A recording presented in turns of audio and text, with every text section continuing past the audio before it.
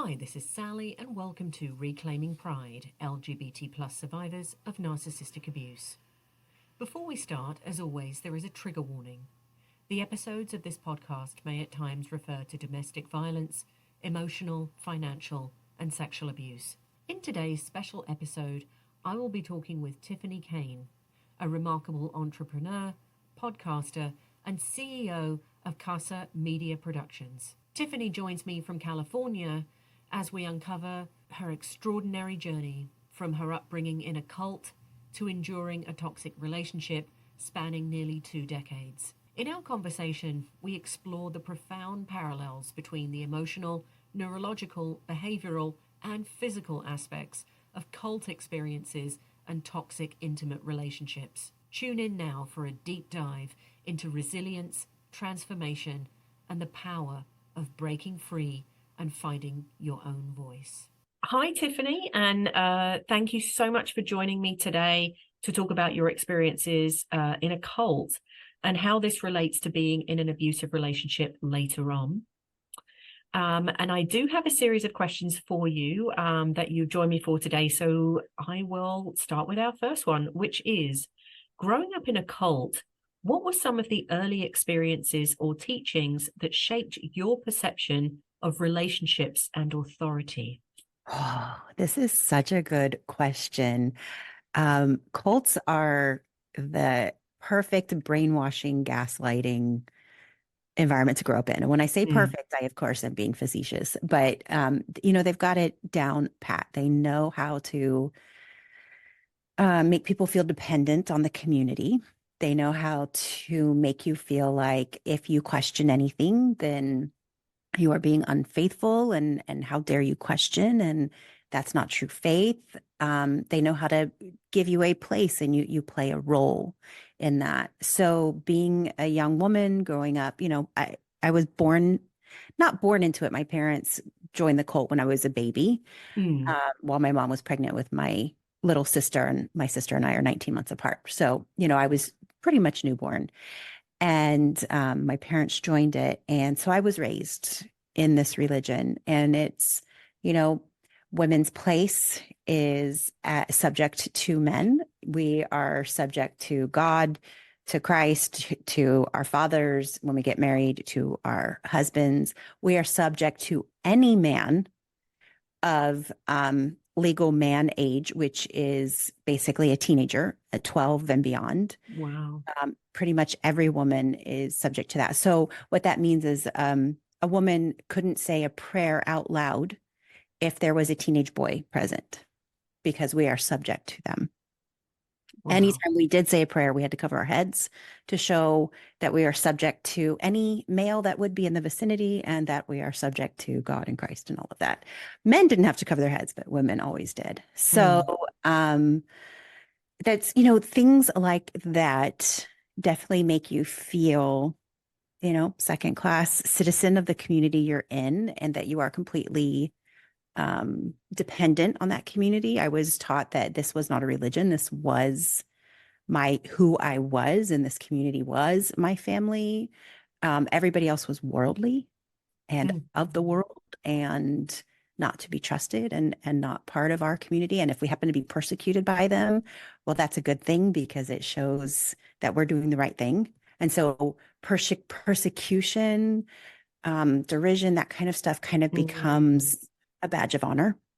Yeah. So all of it, you can kind of see all of this that happens and leads to, I always say, you can take the girl out of the cult, but it's hard to take the cult out of the girl, like that training. Yeah. So, yeah. Oh, wow. Well, thank you for sharing that, Tiphany. That's wow. I can't even imagine. And as a young and impressionable person, that's all you ever knew. And so therefore, that's what you're going to be doing. And I can see, to your point, I can see a direct correlation between that and then going out into the world and feeling, subjugated, especially to men, and even teenage boys or preteens, really, as a grown person, which is just awful. So the next thing I wanted to ask you is, how did the dynamics within the cult environment influence your understanding of power, control, and consent? particularly as you navigated intimate relationships later in life? Mm. Again, fantastic question. We could, I mean, I think whole research papers could be written on Oh, yeah, it, right? absolutely. I do believe that conditioning happens pretty quickly, really. Mm, Um, People that join the cult as adults get conditioned pretty quickly. Often people are searching for something, and that's why they get involved in these very high control religions slash cults, is because they're searching, they feel lost, they feel isolated. And so what a cult does very wonderfully, they're master manipulators. They say, well, we are your community, we are your saviors, we have the answers, mm, anything out there is wrong. An example would be, I was raised to believe the only knowledge I needed was in the Bible, mm, and that science classes had things wrong. Anytime um, the evidence came out that was against the Bible, whether it was the age of dinosaurs, or how old the earth was or whatever, mhm, the religion would find all kinds of ways to say, well, that research is wrong. And we know that because this is what the Bible says. So I was raised to believe that all the knowledge I needed was in the Bible. mm, And, I did. I read it backwards and forwards. I knew the Bible, um, but I didn't know really anything else. And I was curious and I mm, questioned a lot, but not out of non-faith. Like, I wanted to understand the Bible better. I wanted to dig deeper. I was a deeply religious person, deeply spiritual, and really deeply wanted to understand. I've always been the kind of person that wants to know the why. I like to dig mm. deep. I like to see behind the curtains, when I go to a ballet or a theater or something. I like sitting where I can see behind the curtains of, like, Yes. this actually being done. Um, and anytime I questioned, anytime I asked, I was told how unfaithful I was and how Mm, wrong I was for even asking faith-based questions, right? Not questioning faith questions, just understanding things deeper. And so I'm not sure if I'm answering your original question or not, but it's whenever you're told that your questions are wrong, that you're wrong to question anything, it it is a massive form of gaslighting, and it mm, makes you, then it's a domino effect as you go through life of, well, I'm not supposed to question anything. Also, as a young woman, your whole value is to get married, right? Like, yes. you are subject to your husband, you need to get married. And then there's that whole no sex before marriage thing, so you get married really young because libido. Um, and you date for marriage. You don't date to figure yourself out or find, is Right. this a good partner, a good match? You literally date to get married. So usually you marry the person you date first. And that it leads to a lot of bad marriages, and getting into situations that aren't right for you, and you have to be faithful, like what God put together, let nobody take, Mm, no man take apart, and so it's like, well, yes, this is hard and bad things are happening, but that's just what marriage is. right. And And there it is, right? And there it is. That's the perfect recipe for if something is wrong, it's going to continue exactly. and get worse. Yeah, for sure. And what I'm hearing, and this isn't in the questions, but just wanted to say what I was hearing as well, is that I would imagine too that someone who's so curious like yourself and has faith like yourself, that doesn't just go away. You know what I mean? And so I would imagine, do you still, are you still a faithful person, that sort of thing? Obviously not that in that way, but I can hear it. And that's something that's fundamental, it sounds like, to who you are, even pre all of this. That I love that. This is when I left the religion at 20. I drove across the country and kind of started life fresh, totally on my own. Like, I was an orphan. I literally lost my family and everything. Oh my That's goodness. a whole nother story, a whole nother question. Anyway, Mm, I started going to college, which was something I wasn't allowed to do when I was in the religion. right. And do you know what I studied? I studied world religions. All right, there you go. I was fascinated with other people's faith and Mm, how do other people approach God, and so fascinated with all the different approaches to God. mm, What I came to realize personally from that studying was I found I didn't need a religion to approach God. I did not like a man telling me how to approach God, Mm. or even a female clergy member. Like I didn't need a clergy person telling me, oh, I'm your intermediary between God. Yeah. And I didn't even like being told what God looked like, sounded like, or anything like that, right? Mm. So I kind of consider myself a neo-pagan in the sense Mm. that I like the old religions that were more kind of nature-based, emotions-based, based in we're all connected. Mm. Every one of us is connected. We're connected to the earth. We're connected to each other. And that our responsibility and our morality lies in that connectedness rather than fear of punishment or fear of being sent to hell or fear of, I was raised to always fear God, right? Mm. Have this healthy fear of God, and Armageddon and destruction and death was always held over my head as a reason to not be bad. And it's really liberating now to have to try to get rid of that mantle of bad people, because I Mm. don't think people inherently are bad. I think people Right. make bad decisions, but they're not necessarily bad. And being able to have my morality come from a place of love and connection, and we're all connected, Mm. and rather than fearing being bad. Does that make sense? Absolutely, yeah. That kind of whole collective unconscious notion of interconnectivity and all of that, it runs through everything from Buddhism to Druidism, Yes. that the idea of the connection to the earth and to one another and so on and so on. Fear and punishment seems to be the inverse of that. It's the opposite of that. So, and it's Separates very you. disconnected from that. Yes. But thank you. That wasn't in our official list, but I did hear Okay. it. You know me. I told you I'm an open book. I'll talk about whatever. Yeah. So let's chat. It's all good. Well, thank you. So here's number three. So we've got reflecting on your upbringing in the cult. Did you notice any patterns or behaviors that made you more susceptible to entering into an abusive relationship? Yeah. Yeah. And I think we've touched on them, and we'll go Yeah. deeper into that idea of being subject to the authority figure, right? The elders in the congregation or authority figures. My father would be an authority figure. A teenager male, my own age, is an authority figure, right? And so anytime you have that the authority lies outside of yourself, Mm. um, and you're completely subject to that authority, then it leaves you ripe for that toxicity and being part of that toxic, being drawn into toxic relationships and not realizing you're in a toxic relationship. Because I Yeah. get that I from people who didn't have a part in any of that before, in that were raised healthy, don't understand, like, how do you get in a toxic relationship? How do you allow that to happen to Mm. yourself? And I just always say it's, the lobster boiling in the pot, like you don't realize it's happening. Yes. Yes, there it You- is. That's exactly a great analogy. Yeah.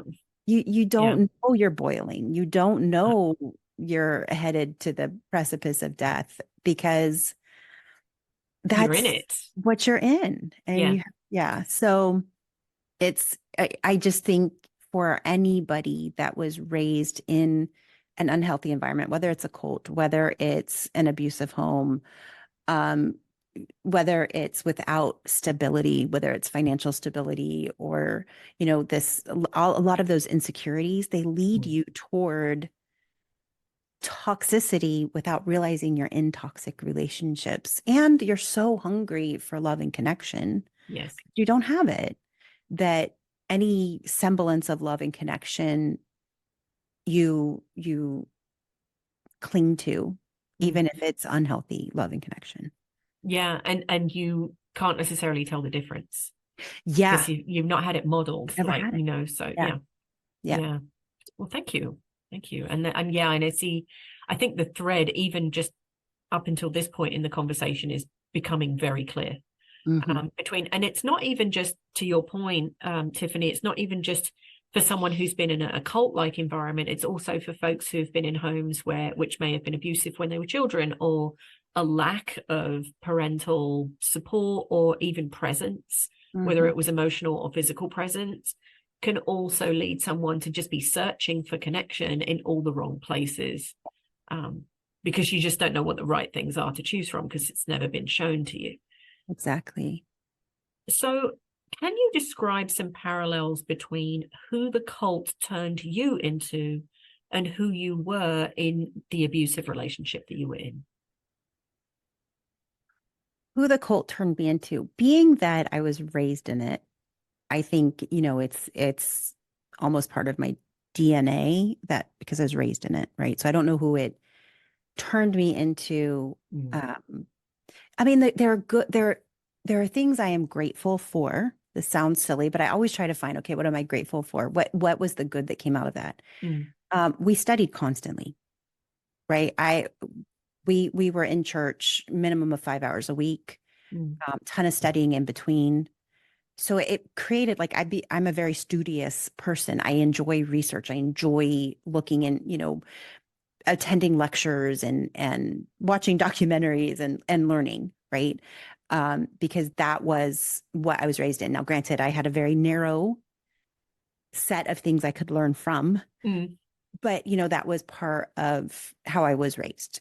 We sat very quietly in church for 5 hours a week, basically, right? And so I know how to sit and listen and um, do those kinds of things, right? So those are some good things. Some good things that came from it are I was always part of a community.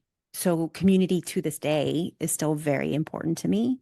mm, And in anything that I do, I always try to find the community part of it. And how do we keep community as part of whatever this thing is that I'm doing going forward?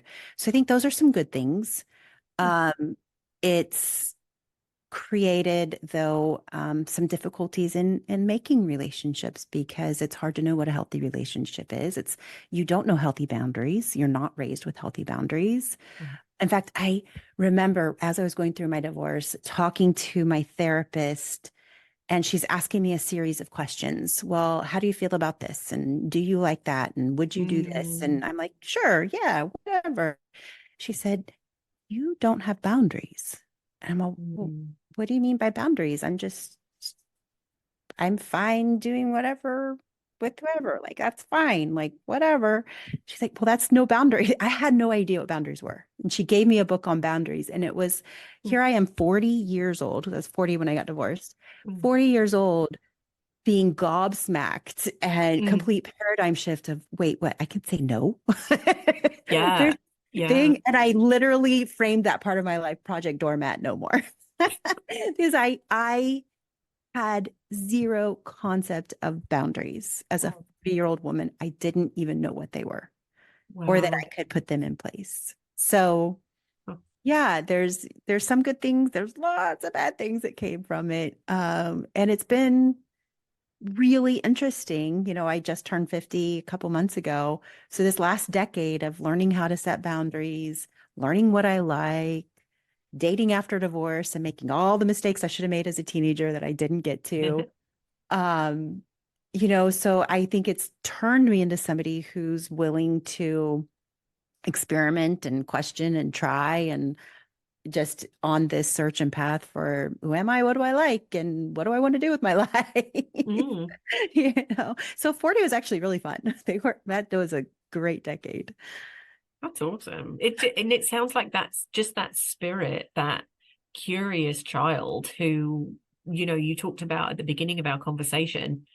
She was never squashed. Like, she may have kind of gone into the background at some points in your life, but it sounds to me like she just is just going strong, and even what you do in your business and all of the things that you put together and the community that you create there, is exactly what you were just talking about. The community is very important to you, the curiosity and learning, and like this constant need to kind of bring people together, but in all the right ways, is just what you're doing with your life right now, Mhm. Yeah. which is amazing. I also heard too that, you were talking about some of the things that were created for you in the environment when you were, growing up in that situation, and the studiousness that it did create. And in a sense, it created a whole set of neural pathways that allow you to learn. I'm not saying that, it was well done or it was the right Yeah. thing to do, but however, your survival instinct here is also to take all of those negative experiences and turn them into a positive, like go to university and study world religion, for example, and really find yourself. No matter how those neural pathways were formed, they're there, but you've used them to good, Hmm. kind of Yeah. thing.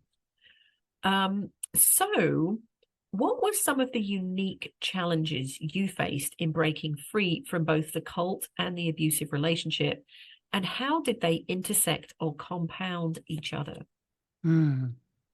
They're directly connected, I will say. Oh, There's yeah. multiple intersections. So I left the religion at 20, Mm. packed my little blue Toyota Corolla hatchback, and drove across country and settled 3,000 miles away. So I grew up in Florida, settled in California on my own, right? And at that time, I lost every member of my family because they remained in the Mm. religion. And to this day, my mom and one of my sisters, they stayed in the religion, and we have zero contact, no Wow. relationship. Yeah. Wow. Um, my father left and my other sister left shortly after me, but anyway, Mm. lots of damage had to be repaired. So anyway, I That's started hard. on my own, and the intersection then became this, there was this from a very tight-knit, close community that you see pretty much every day. You're in church almost every day, and Mm. you see those people every day. They're a vital part of your life. To suddenly you're an outcast. I got kicked out. I left, and then me leaving means I got kicked out. It was something Mm. called being disfellowshipped, which basically means I can't come back without a very lengthy process. And it's an ostracizing, right? It's a Mm. shaming. And it truly is like everybody you ever loved in your life is dead to you, or I'm dead to them, Mm. basically. And so it was this sudden 20 years of being a part of a community to truly being on my own Mm. and trying to create new relationships and learn what friendships are, and learn, just learn how to work, learn how to be an employee, learn how to pay rent, learn how to, all of those things. And so it left me open to a lot of hurt, a lot of wounds, but also, like you said, a lot of wonder, a lot of discovery. I did end up marrying basically my first boyfriend. Mm. Met when I left in my late 20, and met him right before I turned 21. So I was only out here a couple months before I met him. So he was basically my first boyfriend, and I married him, and we were together just about 20 years. And so that it was that needing connection, that belief that you date to marry, not date to Mm. learn who you want to marry. Very different dating style there. And it meant that every single red flag that came up in dating, because there were dozens, Mm. I wrote off, ignored, explained off, um, thought I could fix all of that kind of stuff, which Wow. are all untrue. You can't. You will never change a red flag. That person needs to change their own red flags. You can't change them. And I did not trust my instincts. I didn't even really know what my instincts were as far as those red flags. So I constantly questioned, well, is this really a problem? Is this really an Yes. issue? And he was a master gaslighter, Yes. always telling me how I'm not understanding the situation. I don't remember it correctly. That didn't actually happen. I'm just emotional. I make things up. I made a bigger deal of that than it was. That kind of stuff, to where you really get to the point where you do not trust yourself at all. You don't trust your experiences. I was an avid journaler, Mm. and I would write everything down, write my experiences down, and then I would go back and question all of those experiences. And it's just I could go on and on and on. So there's Mm, a lot of intersections that lead you to go get into very toxic relationships that are long term, right? yeah. Like I was with him for 20 years because I believed in the sanctity of marriage. I believed in working things out. I believed in love. Um, I believed I loved him and I wanted a family and I wanted to connection and I wanted togetherness and I wanted community. The funny thing is when you're with a toxic person, one of their number one things is to isolate you, Yes. you know? And so any friends I tried to make, he would find ways to find problems with them and tell me why I shouldn't be with them. And so basically all of my friends were his friends' wives, his Yes. family. And so when I left him again, 20 years later, I had to start from scratch. I lost all of my Mm. friends. I lost his parents don't talk to me. Like his father died a couple years ago and never talked to me. Never Wow. after I left his son, I did not exist. When we were at the baseball fields, at the kids' baseball games, if I happened to sit in the bleachers where the parents sit and they were there, he would get up and leave because he couldn't even be in a general vicinity of me. Oh no. So again, I lost everybody 20 years later. And honestly, that was more devastating than the divorce. When I was ready to leave, I was ready to leave. But they were my parents. And so losing my parents was hard. They were my parents for 20 Mm. years. That was hard. His sister was my sister for 20 years. And having her refuse to talk to me after, was hard. Losing all those friends that I'd made was hard because they were his friends. So Yeah. that part was really hard. Have you ever thought of writing a book? No, I'm serious because I've got a very cinematic imagination. So, you driving cross country and I'm picturing you with a notepad just going into sort of realtors and trying to work out how to rent an apartment. Like I'm seeing you as this kind of fish out of water Mhm. in this big world on your own. And then you meet this person who clearly probably saw everything very quickly because they can sense when somebody's Mhm. broken or needing something, and that's boom, they're on you like white on rice. And just, yeah, all the things you were describing too, like the constant journaling. I journaled all the way through that 13-year abusive relationship that I was in, and I have them all in a box there. I've done a few episodes about journaling and the power of that, and journaling for healing and all of that kind of thing. But yeah, you read. Do you still have those journals that you can't? Do you ever look at them? I do have them. I think I've looked at them in the last 10 years one time and I couldn't like I had nightmares that night and Oh, just okay. from reading a few pages and I was like, it's massively triggering and I just choose to not. Yeah, because you're in a completely different Yeah. situation, and it's just like Yeah. you also can't. It's like looking at a picture of yourself when you were, like in your 20s, and you can't believe what you were wearing or what you were doing with your hair. It's just like I can't believe who I was at that time, and I can't believe that I was questioning myself because I used to do the same thing. So, yeah, you kind of almost start to gaslight yourself, Hmm. in these situations, which is Oh pretty yeah. common I for gotta tell you, one of sure. the first things he told me shortly after we met was you have a sign on your head that says it's all about me. Oh, look at the projection. Right. And Yes. I, I think I spent the rest of my relationship with him trying to prove it wasn't all about me. Yeah. At deep inside, I kind of did want it to be all about me, right? Like every person should have that ability to say, yeah, I'm important and I Yes. I deserve to do things that bring joy to my life, not at the sacrifice of other people's health, happiness, and all of that, right? Like it's not that like a violent, it's all about me. It's not the Mm.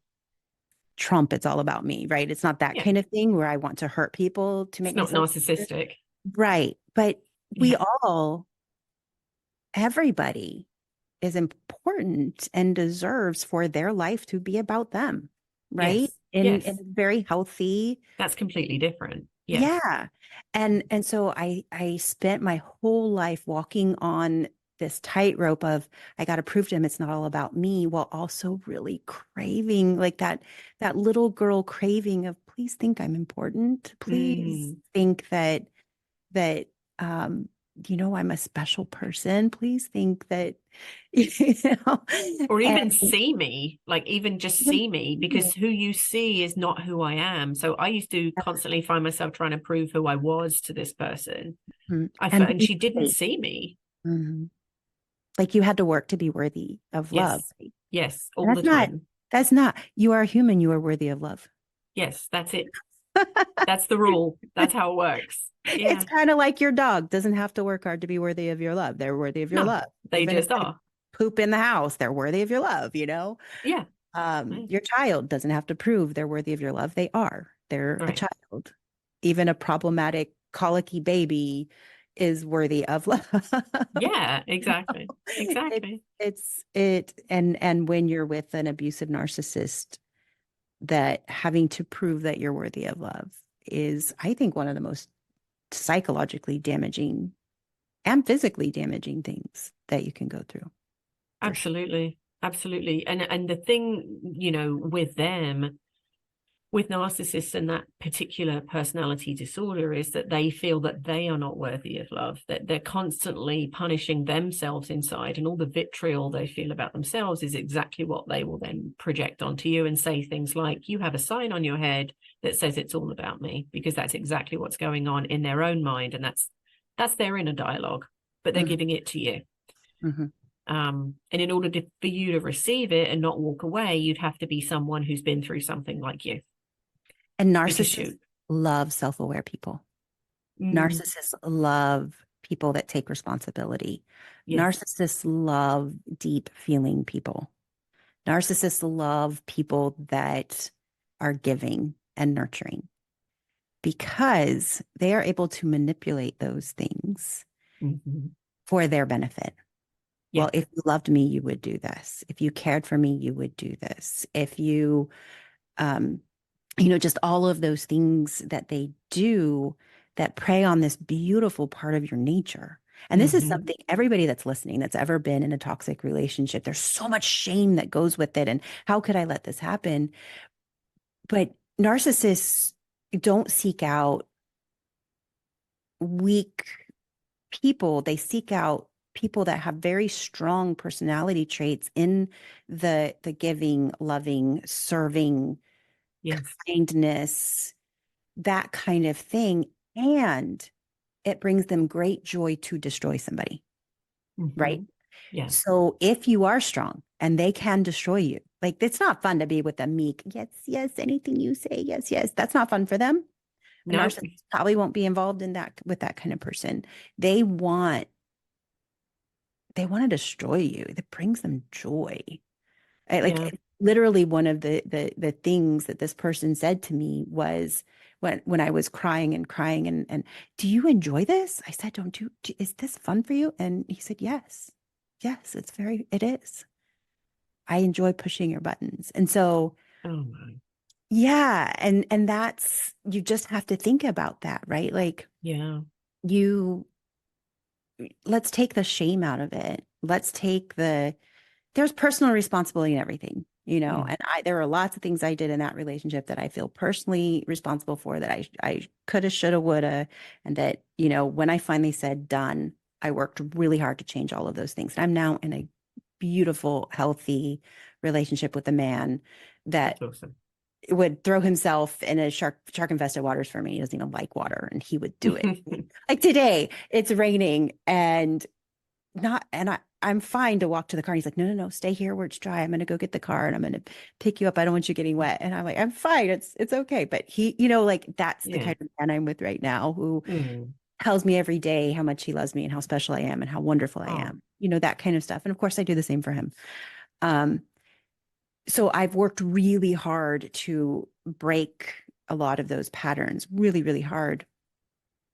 Uh, because I'm a strong person and that's why that person was with me is because I am mm. strong and Yes. it's a feather in your cap when you can hurt a strong person. When you can get a strong one. Mhm. And that's a myth too. I did a short video about that once as well. I put it out on social media about there's a myth that narcissists choose weak-minded, meek people. They don't. No, they choose people who sparkle. They choose people who are intelligent. They choose people who, like exactly like you said, Tiffany, are very self-aware. They tend to feel bad if they have offended somebody because they can use all of those things to their advantage. And to your exact point, the bigger the feather in their cap if they can destroy it. Mhm. Oh, look what I've done. Like, there's no fun in kind of, shooting a fish in a bucket. Yeah. I'm going to go shark hunting and I'm going to get me one of those. And Yes. that's what it's all about. And Yeah. the big thing too is they look for people with those people pleasing traits. Yeah. And as women, we have been so socialized to people please Yes. that that is the heart of being able to manipulate somebody is that person wants to be a people pleaser. It's not a weakness, No. but that's the difference with boundaries, right? Yeah, Is it can be if it's not, yeah, if the boundaries aren't right, it can be for exactly. sure. Yeah. Exactly. And so that to me was the thing I had to learn was, I will be a people pleaser my whole life, but setting strong boundaries in place protects me and protects the people I'm around. Like people feel better being with somebody that has strong boundaries.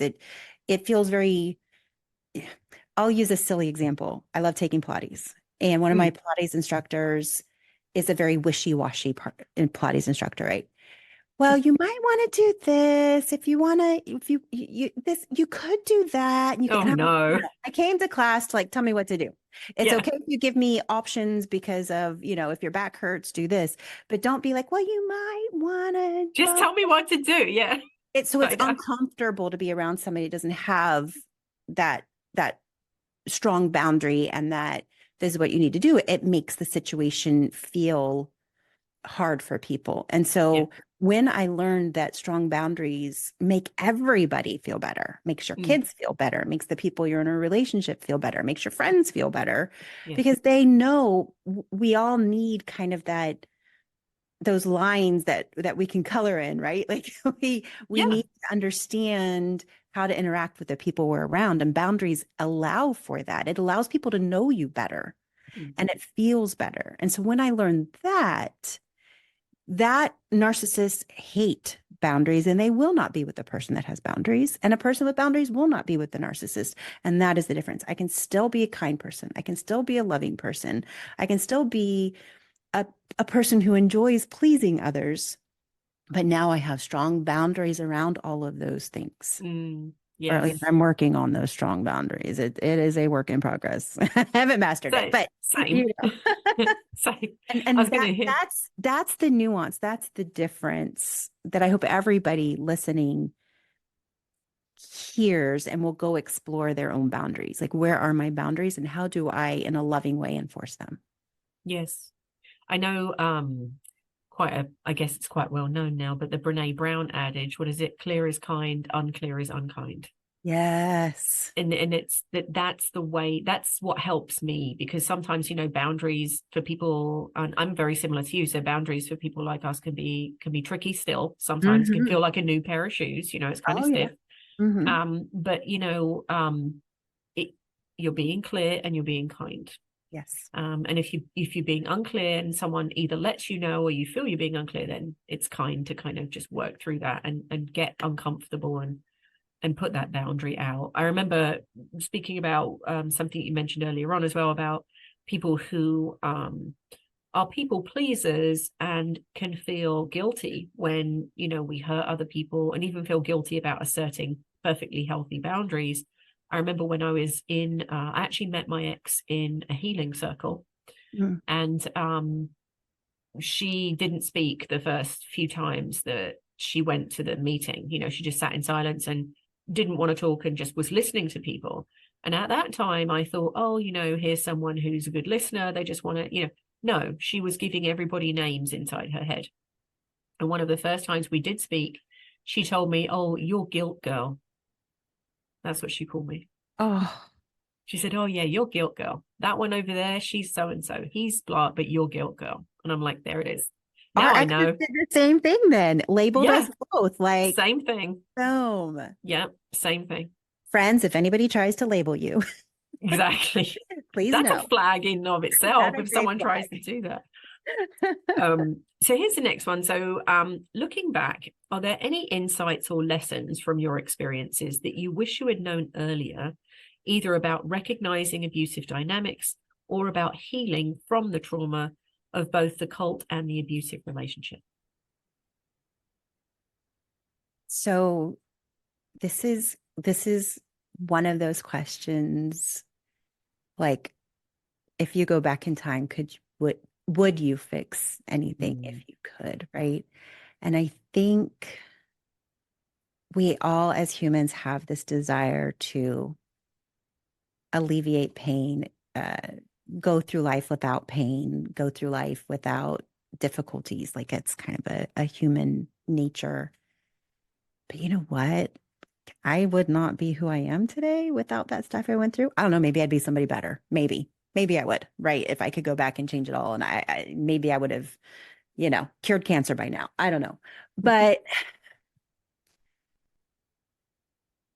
I'm, I've got amazing children. I have an incredible partner. I'm on this really cool path in my life that I don't know what I would have gotten there if I mm, hadn't lived through that pain.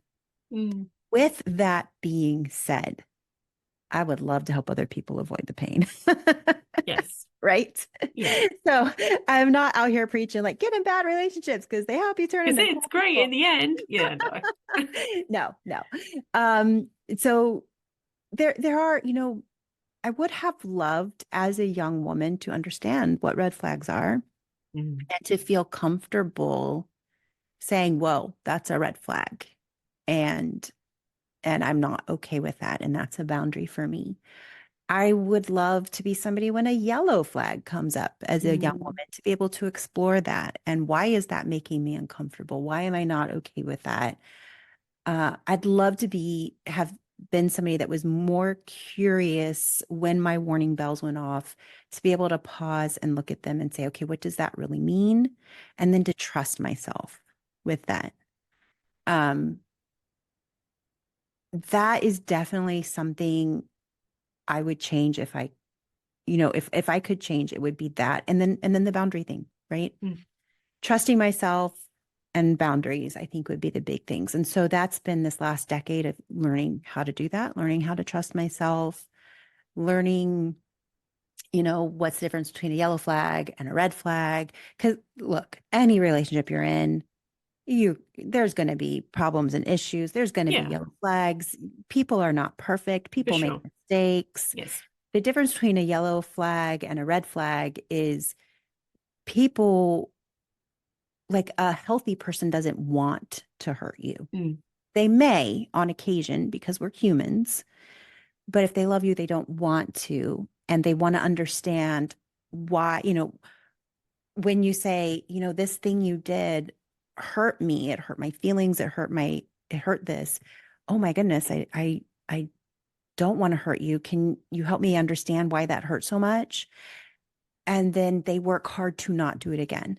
yes. Being perfect, they might, take a little while to make that adjustment, and they're working to make those adjustments. And those of you listening can't see my hands, but I'm like, it's like a big, semi truck try to make a back up and do a 5 point turn or something, but they're making progress toward Yes. that not hurting you again. And as long as somebody is making progress to not hurting you, that's just a yellow flag. The red flag is I hurt you and I don't care. Mm, Like I'm living my life. You got a problem with it? That's your problem. It's not my problem. I'm not in charge of your feelings. Those are your feelings. You work on yourself. I'm me going through my life. I'm not responsible for you. Anytime somebody doesn't care that they hurt you and they do it with impunity and they do it over and over again and they almost seem to enjoy it, mm, that's a red flag. And if I could change that and learn how to understand that mm. and not get in those situations, I think that would have helped a lot. It helps in work, it helps in relationships, it helps with your raising children. Oh yeah, everywhere. So that would be, yeah. Yeah, or and another one is I hurt you and it's your fault. Yes, yes. Classic with her with me was well, I had to hit you because Hmm. or You made well, me you do it. made me. There you go. That's You the made, classic start of the sentence. Well, you made me do this because blah blah mhm, blah. And honestly, some again, you'd gaslight yourself into, well, yeah, I kind of did blah blah blah, and mhm, unbelievable. I grew up in that. mhm. I grew up in that situation, watching it as a child, and yet it was happening to me, and yet I was making excuses for it. And it's just, Yep. I guess, like you're saying, it's we repeat these things until we know better. Yes. And until then we can't. So when you're saying, you want to help people and things like that, it's the same reason I do my podcast too, is this sort of like, it's not because you want to relive it all the time. It's just that now you know better, Hmm. and you want other people to know better so that they don't go through what you did. Yeah. And that's really the whole point of it, whole point of life And in a way. let's remove the shame. Like I Yeah. remember shortly after I was divorced, dating, meeting new people, and one of the persons I didn't end up going on a date with this person. It was like the pre-talk. Mm. And I was sharing some of my story and some of the things I'd been through. And he was like, why would you ever let a man treat you like that? Like, who are you? Like, Oh there was so Lord. much shame in that conversation that, that I became a boundary for me of like anybody that makes me feel shame for my life, I'm not going to be in their company. Right. Like, yeah, did I make mistakes? Sure. But I'm Yeah. not going to feel shame about it. And so I think that is a big thing for me as I move through the world and I try to help people. It's, can we take away this mantle of shame? Like, Mm. the more we talk about things and they're out in the open, then the less shame that's involved. So, were you in a toxic relationship? Were you in an abusive relationship? Were you sexually assaulted? Were you, um, you know, financially abused? Were, all of these things that carry so much shame? It's like, let's release it. We're Yeah. all humans, we're all imperfect. These are all life experiences. If we can talk about it without shame and with the hope of connecting with others, then somebody else who's gone through the same experience, they can release that mantle of shame Yeah. and they can heal. Shame resides in the dark and healing is in the light, right? And so if we can just Absolutely. get rid of that and then Yeah. yes, help people to not go through it, right? Yeah. Or if they're in it, realize that they're in it, that sort of Yeah, thing. For yeah. sure. Yeah. Without I'm kind very of, oh, grateful. I had a friend who my ex hated, mm, but this friend said to me on multiple occasions that she didn't like how he was treating me. And, I always excused it off, always explained it off for years and years and years and years. But that yes. little voice did stay in my head, Yeah. right? That was helpful. I had those friends too. Right? It's Yeah. helpful. So friends of people in toxic relationships, stay supportive, stay kind, stay loving, but keep those conversations of, I don't really like the way that person treated you like that. You don't Yes. deserve that. Those, while staying loving and supportive, you don't want to alienate the person. The person needs you. Yeah. But if you can keep that, eventually those voices become stronger and it gives the person strength to leave because leaving is hard. That Yeah. person is your whole life. And the way that they have intertwined with you and weakened you, that there might be financial abuse, there might be children involved, there might be a house, but like all the things, what they will have done is they will have made it so that it would be hard for you to do so because they're controlling everything. And so not only is it emotionally hard to leave, it's literally hard to leave. Like Yes. sometimes you are pretty much trapped Yeah. by this person, and that's no mistake on Mm. their part either. They do all of that stuff on purpose. And Yes. so I think so some of the things that you've been mentioning just now in when you've been talking about this part of your journey is um there are some things that survivors really shouldn't have to hear. I mean, we do. I've actually just recorded an episode on that 10 things survivors of toxic relationships shouldn't have to hear. But Hmm. one of them is, why didn't you leave sooner? Hmm. So that's my next question for you, Tiphany, is what do you say to people when in something like that, when you're talking about the relationship you were in, who might say to you, why didn't you leave sooner? Um, I always answer that with curiosity. Mm, So is, you know, I like to understand why they're asking the question. If they're mm, asking the question so they can judge me, I don't need to answer it. If they're yeah, asking the question to understand, I'm happy to answer, right? So that is a boundary that I have learned as well. I don't need to get involved in discussions with people whose whole goal is to further traumatize, right? yes, To shame, to traumatize. We don't need to get in those conversations. I don't. I choose not to. But if somebody does want to understand, then I'm happy to answer, mm, and the answer is similar to all the things that we've talked about today of I didn't know. mm, I didn't know. I was trained to be in this kind of relationship and I didn't know there was any other way.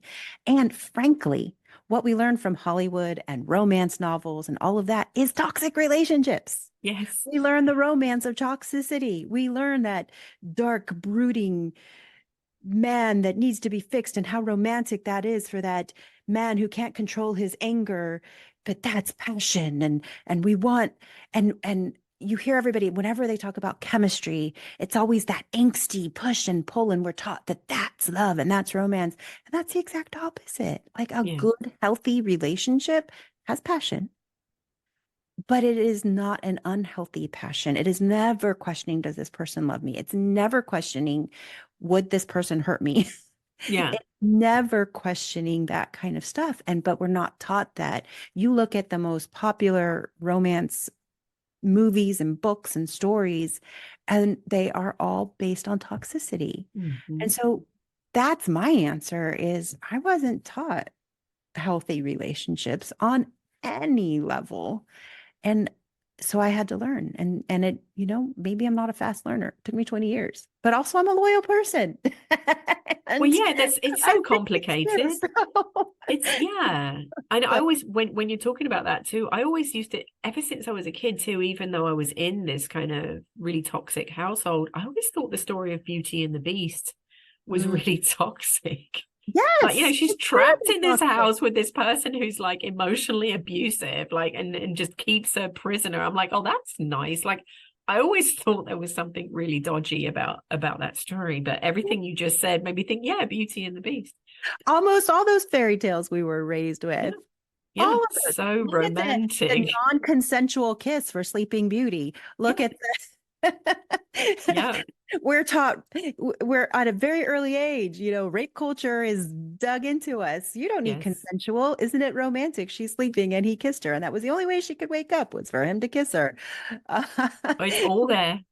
we're taught you're not worthy of love unless you are absolutely beautiful and some fairy godmother comes and turns you into something incredible that the prince can't take his eyes off. But the minute you're back to a normal person, the prince can't recognize you, even though you were the love of his life, unless this magical little shoe fits your foot. But he has to put it on every woman out there. So it's okay for him to go out there and try the shoe on every woman until he finds the right one, right? I Yeah, mean, yeah. we are taught in so many ways in these fairy tales toxicity on pretty much every level to, where it's romantic to be held captive by a beast. Yeah, or Seven Dwarfs, Or and things. So grumpy. yeah, like yeah, the Grimm originals had the Grimm original story with the uh which one was it now? The Sleeping Beauty, I think, had no, sorry, Snow White, which was the one with the glass slipper. That was That's Snow White, Cinderella. wasn't it? Oh, That's Cinderella. Cinderella, there you are. Cinderella was and it was Snow White was the Seven Dwarfs, wasn't it? So the slipper one in the original Grimm story had, when he goes to the house with his servants and there are the two sisters. Well, in the original story, one of them cuts their toe off Mhm. and then doesn't fit her, and then the other one she cuts her heel, and there's this blood spurting out of the shoe, and so that's how he knows that it. So women are supposed to like self mutilate in order to get a man, all of this, anyway, just the messaging, Oh my even gosh. outside of being Yes. in a bad relationship or a bad situation when you're a child as well, is just not helpful. It's also romanticized. The only reason Yes. Snow White was the Seven Dwarfs kept her was because she cleaned the house and cooked for That, them. that she was a slave. She was She was, held captive and yep. wasn't allowed to leave the house. They told her she couldn't go outside Same or with Little answer the door. Mermaid. Little Mermaid. She had to completely change herself and give up her life to be with her man. And Yes. in the original Hans Christian Andersen story, um, when she walked on human feet, it was as if she was walking on glass. So she was punished for giving up her life and joining his world in so many ways of losing her voice and the pain of walking. Mm. And wasn't it romantic? She chose that pain for love. You It's know, just we're so just so messed taught. up. Yes. Yes. Yeah. We could write books about Oh, this. totally. Totally. I was gonna suggest to you if you've never read it before, The Bloody Chamber by Angela Carter. And she takes all Mm. these fairy tales and subverts them. But The Company of Wolves is a great one. It's her retelling of Red Riding Hood. Oh, Um, I love those kind of books. I'm going to find her, read those yeah, books. she's great. What So is I her have name? her name is Angela Carter. Angela Angela Carter. Carter. I'm writing this down right now. I'm finding a piece of paper. I got to write that down. Sorry, She did everybody, a for the lot. noise No, and no, the, you're fine. I'm full of book. I'm an English teacher. I'm oh full of God, I book love it. recommendation. But you're a teacher too, aren't you? I So used to you're be. Yeah. yes, yeah. So, but yes, she's written quite a few books on this, but probably her best one is The Bloody Chamber. Hmm. Okay. Yeah. And so Yes. the last question I had for you was, if there was one thing you wished people knew about being in a toxic relationship, what would that be?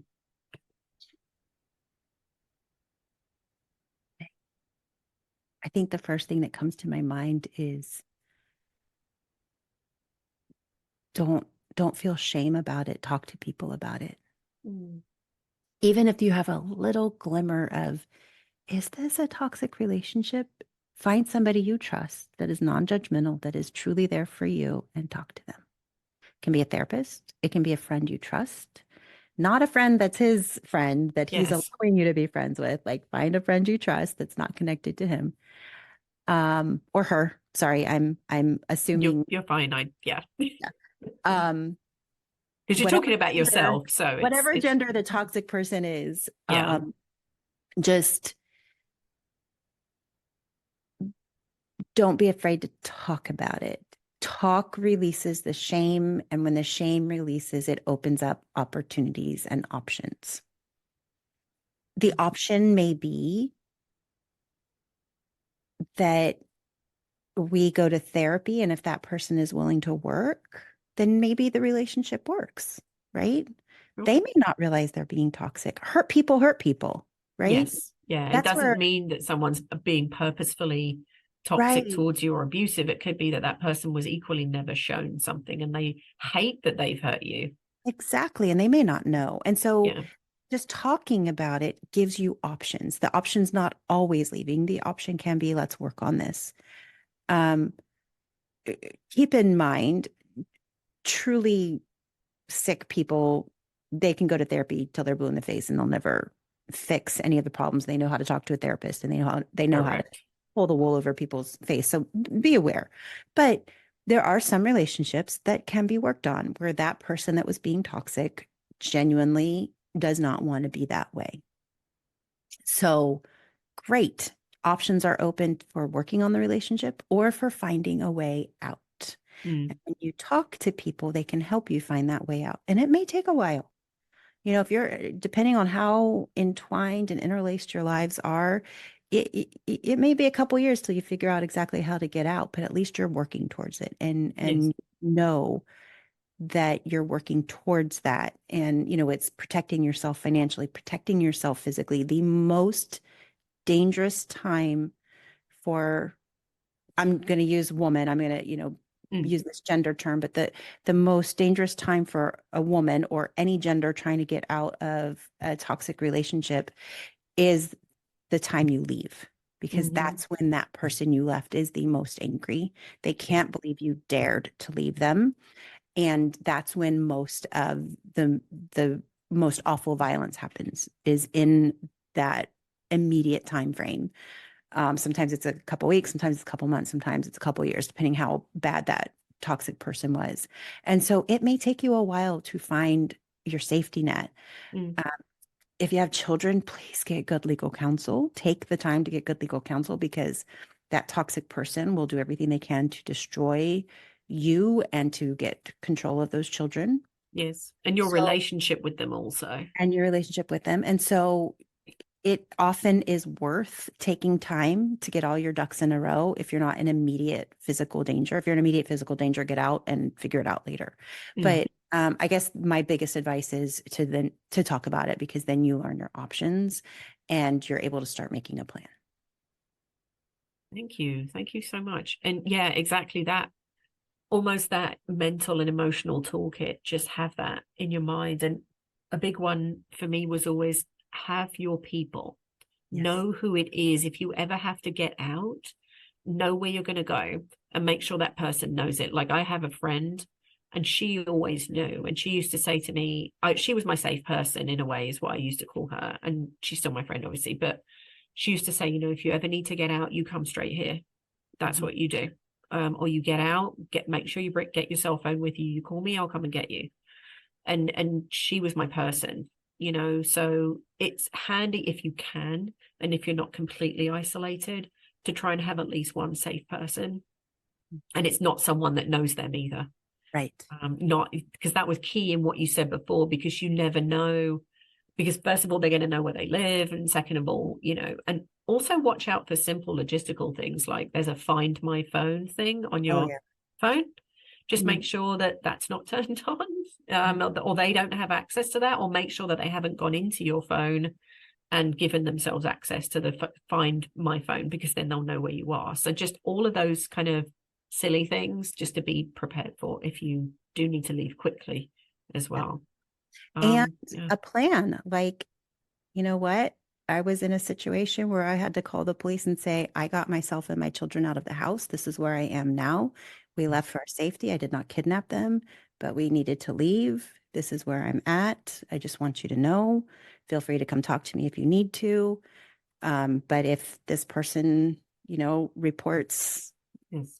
kidnapping, whatever, like, I want you to know the situation. And so just know what you need to do, know your options, take the time to learn them. And there's resources. There's so many wonderful resources out there. I'm sure you've notified your audience many times of what all the resources Yes. are. But use them, use them. Yeah, absolutely. Those people are there to help you. I know in Orlando we have the Victim Service Center. There's the National Domestic Violence Hotline. All of those kinds of things that are immediately available, and 24/7 for you. Well, Tiffany, thank you so much for joining me today at Reclaiming Pride. And it's been a wonderful conversation. I've really enjoyed our conversation. And I think as you've been talking, I've heard even more that we've got in common. Even our age is the same. Oh So my gosh. Well, we're happy the birthday same to you. age. You too. And I think that our trajectories have been, kind of similar in a lot of ways. So that's been just wonderful for me to hear. And thank you so much. Well, thank you for inviting me on. And thank you to all of your beautiful listeners for listening. And I wish them love and strength and health and strong boundaries. Please note, this podcast is not intended to replace professional therapy or counselling. It serves as a supplementary resource for support and encouragement. Listeners, you are encouraged to seek professional help if needed. I did, and it still works for me today. Stay tuned, and I look forward to healing with you again next time. Bye bye.